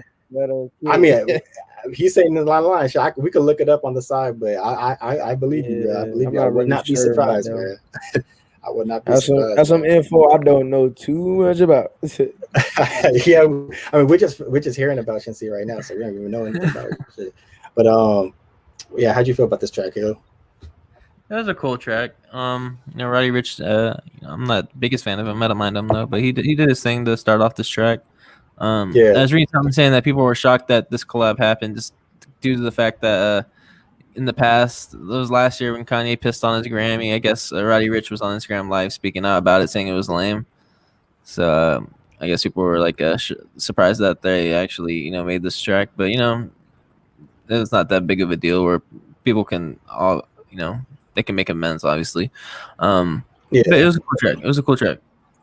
Yeah, I mean, I thought this track was dope. I think Roddy Ricch started off and set the vibe of the track. Like I thought it was really good in my opinion. I feel like Roddy Ricch has like that voice to do that, Yeah, exactly. But yeah, we'll go to track number 22. Oh yeah, I put the last 4 tracks on here.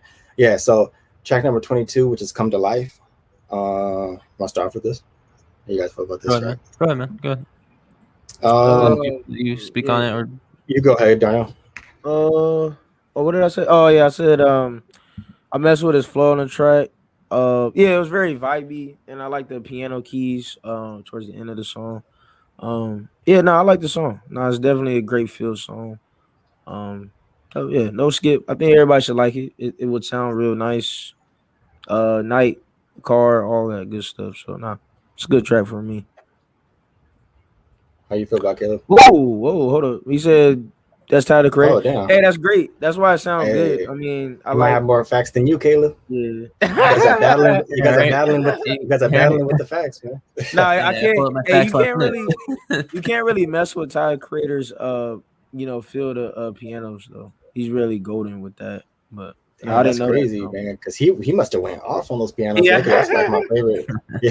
Yeah, man. He out here with the facts. He out here with the facts, man. Hey, that's cool though. That's real. That sounds like some real Kanye status fans. You know what I mean? Like just knowing about everything. But how you feel about it? That's too much. Because Caleb got most of them, but Caleb didn't have that one though. Damn, I didn't know that. Damn. And the piano keys were my favorite part too, bro. Like, especially when it started getting heavier as the song went on, I was like, bro, like Tyler the Creator was just going crazy on the keys, man. But go ahead, Caleb. Yeah, man, it was a dope vibe. The piano made it, especially when that came up on the track. It just gave that feel to the song. So if that was Tyler the Creator playing them keys, man, I wouldn't have thought. So man, shout out to him, and shout out to Kanye for putting him on it. Yeah, I thought this was a dope track. To me, it's one of my favorite ones off the album. He said, just ever wish you had another life. Pretty much during like hard times and stuff, like, sometimes you'd be wishing like, damn, like only if I, like everyone had that little thought, especially, if you come from, certain backgrounds and just going through hard times and stuff. But pretty much just, knowing it'll all work out if you put your mind to it, Kanye even talking about, just what if you wrote it down? Like, what he said, did those ideas ever come to life? Make them come to life. Talking about, pinning down those ideas and things like that. I thought it was a dope track. Good message that Kanye was, giving people as well. And just something that makes everyone think. It's a very relatable track, I feel like. What else I had written down with this one? Oh, yeah. I thought it was just a raw, emotion. Beautiful track. Good vibe. I don't know if you guys ever seen the movie August Rush. Have you ever seen that movie? No. August Rush. So it's pretty much like a kid, like it's like, I'm pretty sure you might have like heard about it or seen it. It's pretty old, but 2000. It's like it's pretty much a music movie, and it's this kid that just has like just super like raw talent with or natural ability with music, like from like everything, like the universe, like it's just music. Like he could hear fucking grass waving, it like it'll be music and shit. So but pretty much what I'm getting to is the way the piano keys sounded, like, and how the song sounded reminded me of something like out of that movie.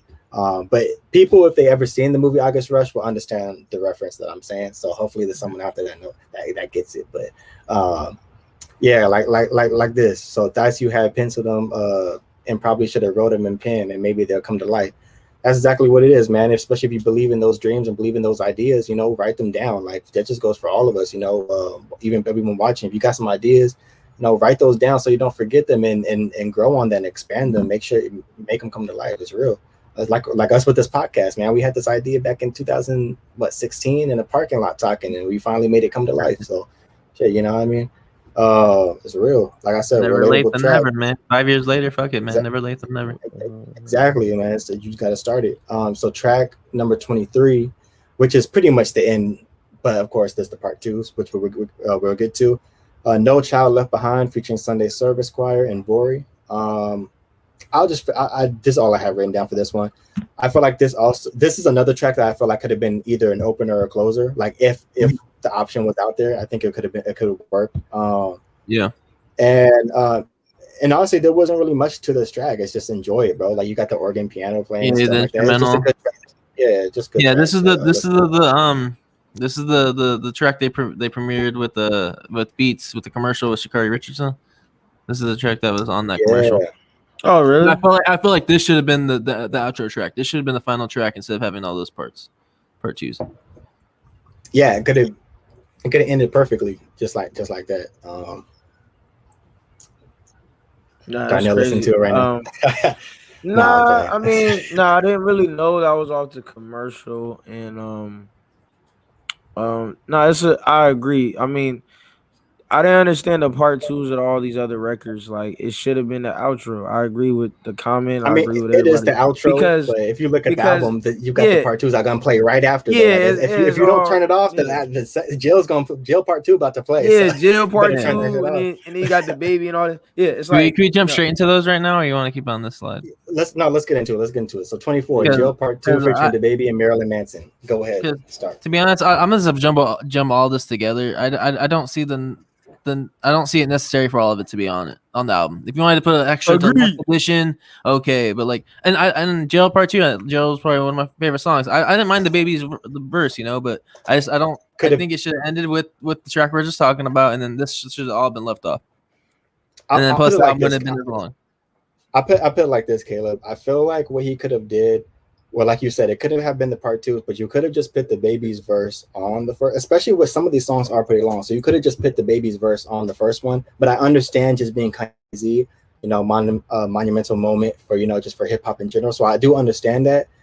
But maybe you could have just put the baby in the original, in the first. Yeah, that's the thing. Yeah. You know what I mean? Same thing with the OK part 2. I feel like OK part 2 with Shinsia should have just been the original one. Yeah, you don't need to add all these. And if you wanted to make like a, because everyone be making deluxe albums these days, like if you wanted to throw that into a deluxe album, like just do that then instead of adding all these to the actual album and then making it longer than you say it should be.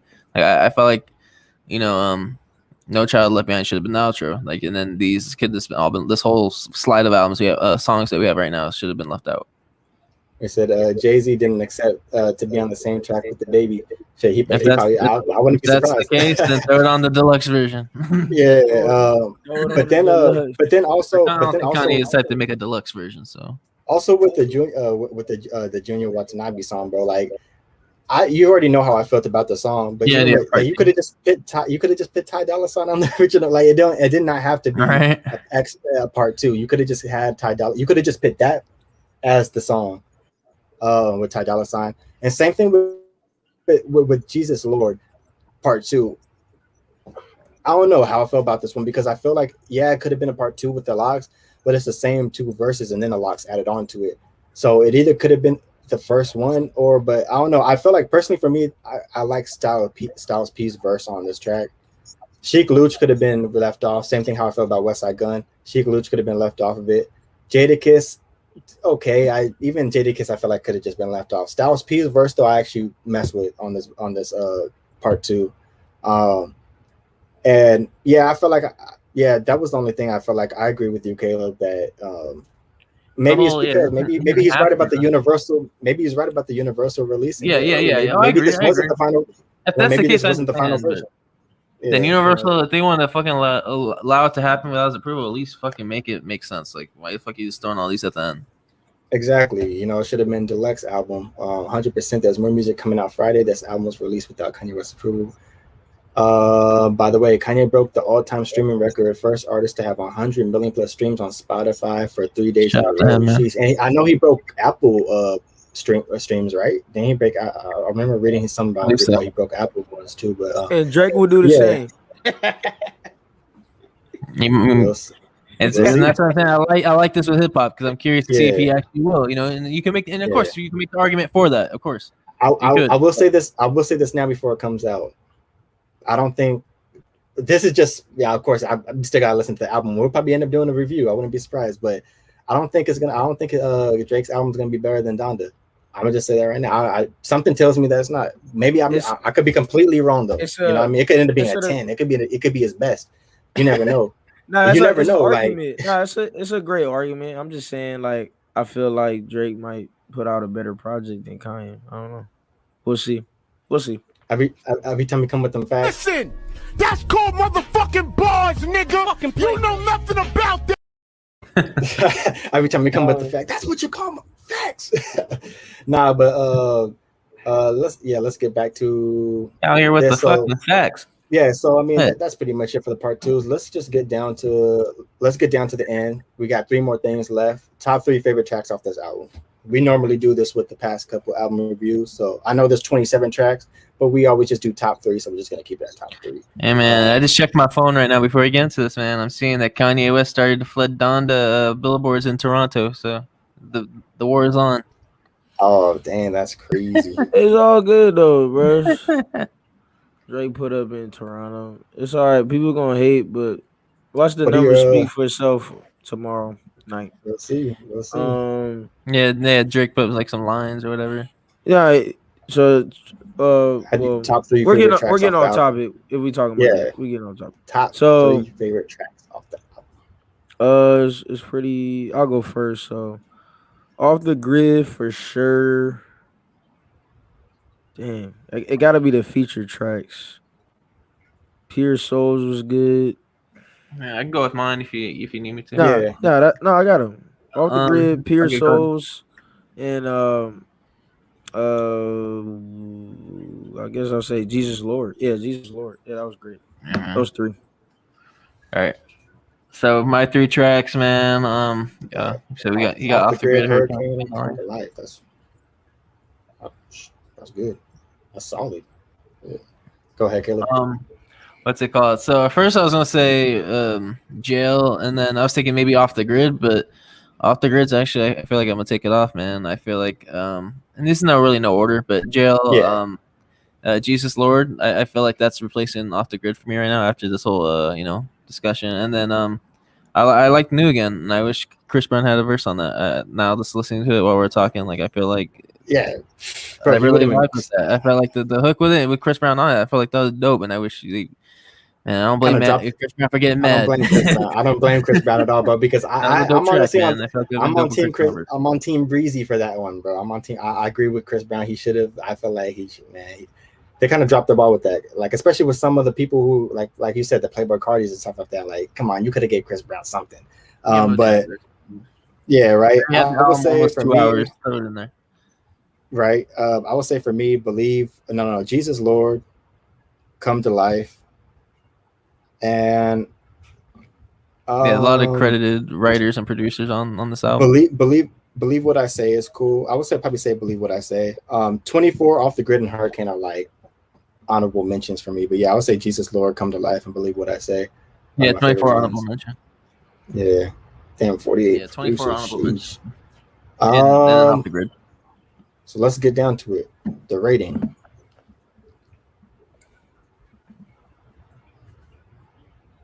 Man. You guys can go first.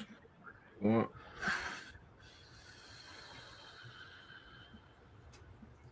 do you guys rate this album? I kind of got to think because I feel like after kind of going through all this, I mean, it's an average. It's an average for me. What, if you got your rating, just say it because I don't have mine. I mean, it's just an average. He said, "Don't hurt me." I mean, it's just. I feel like. Let us. Everyone that's tuning in, let us know your rating, man. If it's live, replay, if you're watching on YouTube, replay, leave a comment. I give it a. What would the rating be? I'll give it a 7.5. 7.5, solid. I think it's just. I'm surprised. I thought you were gonna give it lower for some reason. I thought you would give like a 6, like Pitchfork. I'm not gonna give it that. I think the reason why it's still average and it's still up there is because of the features played a big role for the project. Because it's not just straight Kanye; it's a lot more features that are not well known, and I'm surprised he put certain artists on the album. But it's just kind of some people might agree, some people gonna disagree, but it's like I've been a Kanye fan since he dropped, all the older tracks, and this one was like something that's just like it's okay, and it's not something I can always go back to. I'm not gonna always go back to this. That's why I'll give it an average. Like if it's an anniversary that will pop up, I'll listen to it and be like, "Dang, it came out this year." But for me, it's not something I will always go back to. That's how I feel about it. My rating, man. I don't know. I was kind of, going into the album, seeing the track list before even listening to it. I was kind of just like, what are my expectations for this? I haven't been really, haven't really been feeling Kanye's new stuff in general. It's going back to like his last album he had, and so going into this and actually hearing it, it was better than I expected. It was better than I expected, to be honest. I'm torn because I was thinking about 7.5. This is due to so many features. This the last couple tracks we're talking about. This I don't feel like needed to be on there, but after doing this review and actually listening to it again, I'll give it an 8. I'll bump it up to an 8. I'll give my rating an 8. All right. And that's what I meant. Once again, we do our ratings out of 10. So 7 point with Darnell said 7.5, Caleb with 8. Those are great ratings. For me, man, I give my breakdowns before I do my before my rating. I mean, I thought it was just dope, an album, of course, dedicated to his mother, the tributes, the raw emotion that he put into this album. Seeing it before our eyes was just dope to see. And just kind of, growing with his faith. I thought it was dope to see, because, all of, a lot of us are, you know what I mean? The production was great. The album flowed very well. I think the album flowed very well. Yeah, besides that, that's the only thing I would be like, take that out. But and then watching, Kanye grow with each album, is cool to see. Once again, I think it's good for hip hop to have a project like that by an artist who could bring this type of music, gospel and Christian rap to the masses, like I said earlier. Instead of always hearing the same things kind of in hip hop. Sometimes, of course, I listen to a lot of different artists, so I'm not always hearing the pop and pills and things like that. I'm not always hearing that anyways, but it's just cool for people, on the mainstream level to kind of cleanse yourself a little, listen to something different, listen to this is cool, it's just uplifting, positive album. Nothing's wrong with that. He took the curses out. Even when you listen to it, he took the curses out of the album, you know what I mean? Well, no, like you can hear some Universal. Maybe I don't know. I don't know whose idea that was, but I thought maybe it was a good idea. But I actually am going with this. I love it, says Joe. It's genius. It's brilliant. When asked to give a numerical ranking on 10, Joe wastes little time in doing an impressive 8.5. I give it an 8.5 as well myself. That's actually the rating I had written. So I'll give it an 8.5.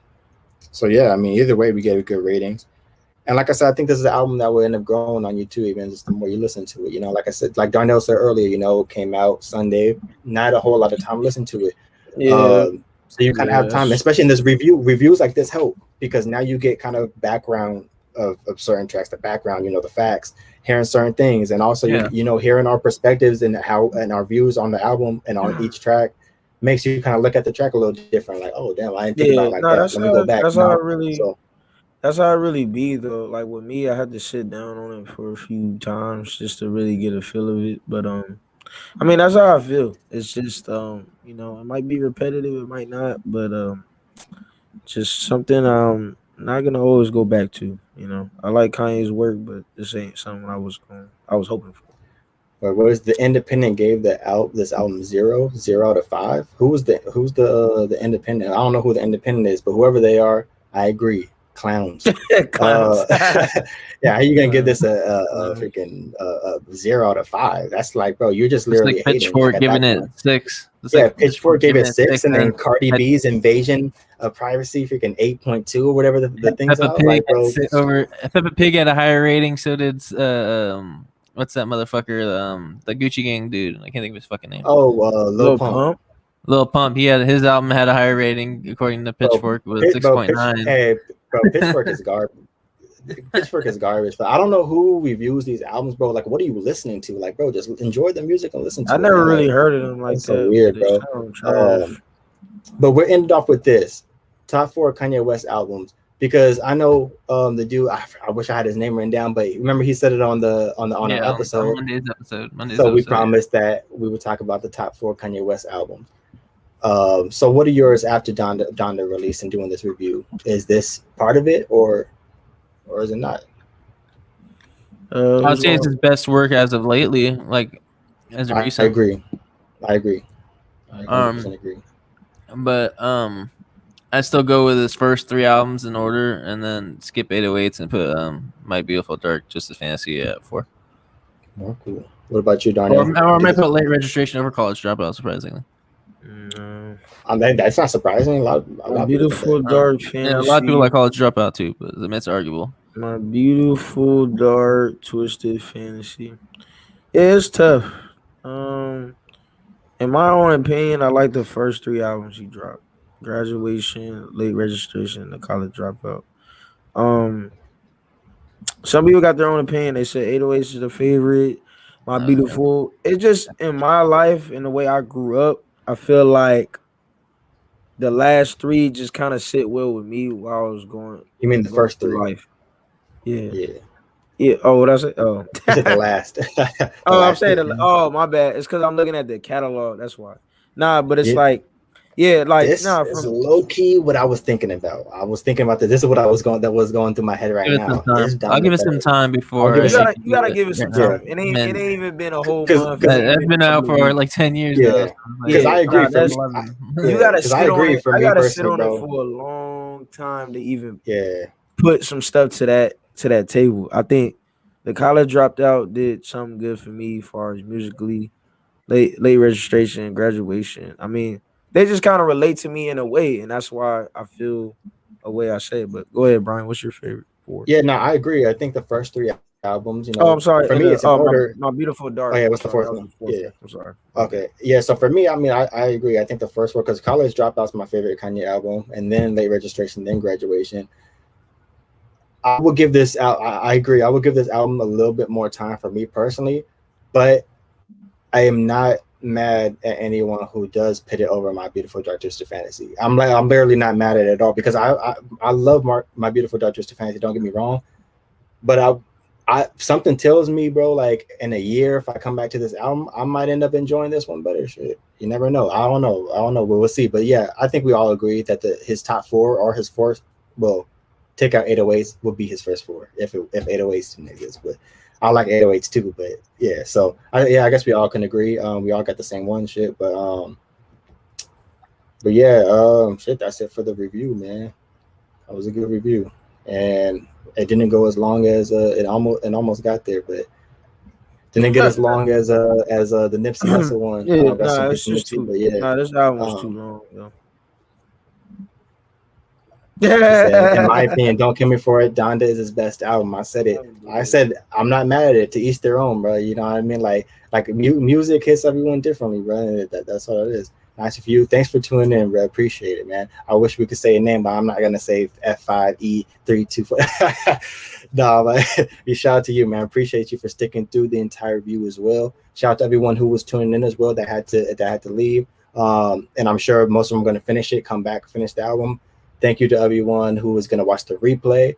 Of course, while we're going to have it on, make sure you leave that like. Make sure you share to your friends. Make sure you share to that 6th grade crush that you used to listen to College Dropout with back in the days when it dropped. Make sure you slide through those DMs and Twitter, Instagram, Facebook, anything. Make sure you check out the audio podcast, Spotify, Apple, Google. What else is it on, Caleb? Twitch. Yes, Twitch. I always forget about Twitch. Check us out on Twitch as well, all that good stuff. And man, you guys got anything else to say? We'll be live on Monday, but you guys got anything else to say? Nah, I'm good. I'm good, man. Good with that. Good with it.